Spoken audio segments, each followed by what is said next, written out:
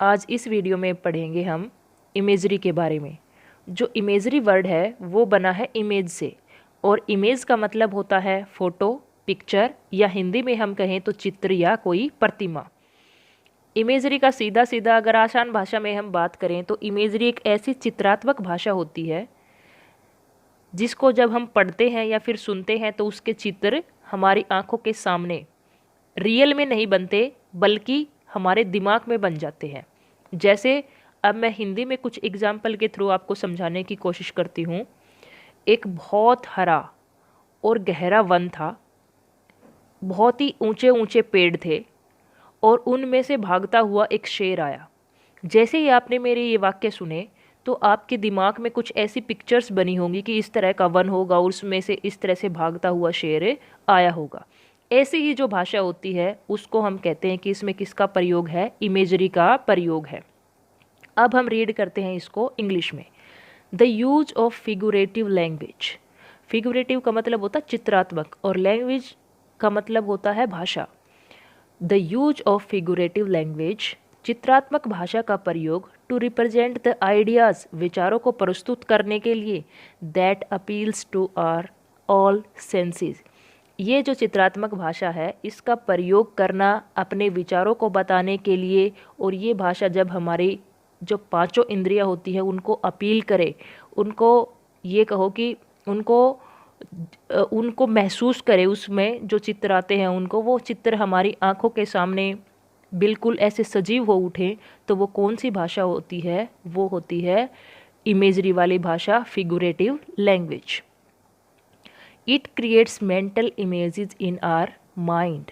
जो इमेजरी वाली भाषा है वो क्रिएट करती है, बनाती है मेंटल इमेजेस।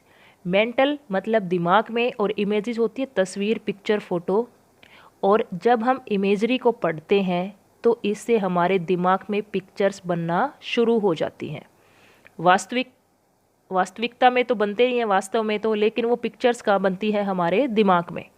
एग्जाम्पल देखो, ये सारे एग्जाम्पल अपनी पोएम से लिए गए हैं जो बीए थर्ड सेमेस्टर में दिया गया है ना, उसमें से बीए सेकेंड ईयर की जो बुक है इंग्लिश की उसमें। और हमें अपने जो बुक है उसके एग्जाम्पल कोट करने लिखने ज़रूरी होते हैं क्योंकि उसी से मार्क्स ज़्यादा आते हैं हमारे।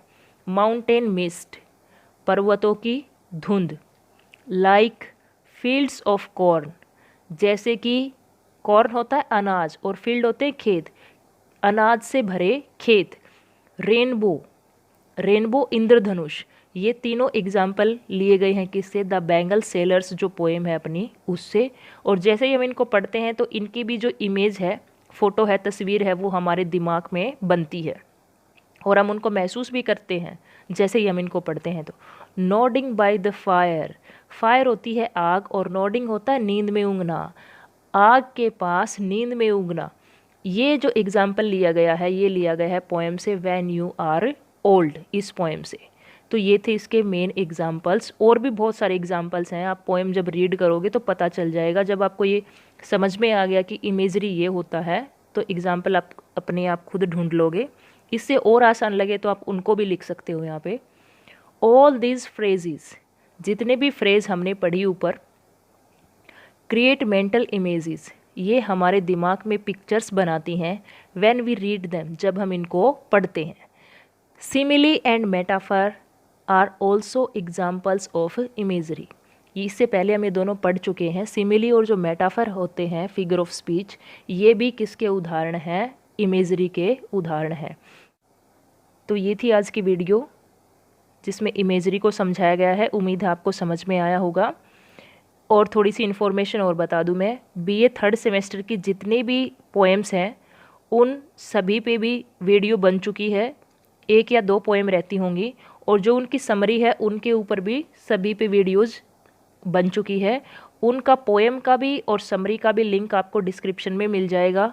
और जितने भी फिगर ऑफ स्पीच हुए हैं या फिर पोइटिक फॉर्म्स हुई हैं उनका भी लिंक आपको डिस्क्रिप्शन में मिल जाएगा। ये वीडियोज़ आपको हेल्पफुल लगती हैं तो इस चैनल को सब्सक्राइब कर लें ताकि और भी हेल्पफुल वीडियोज़ आएँ, वो आप तक टाइम से पहुंच जाएं और आपको आपके एग्ज़ाम में कुछ मदद मिल सके।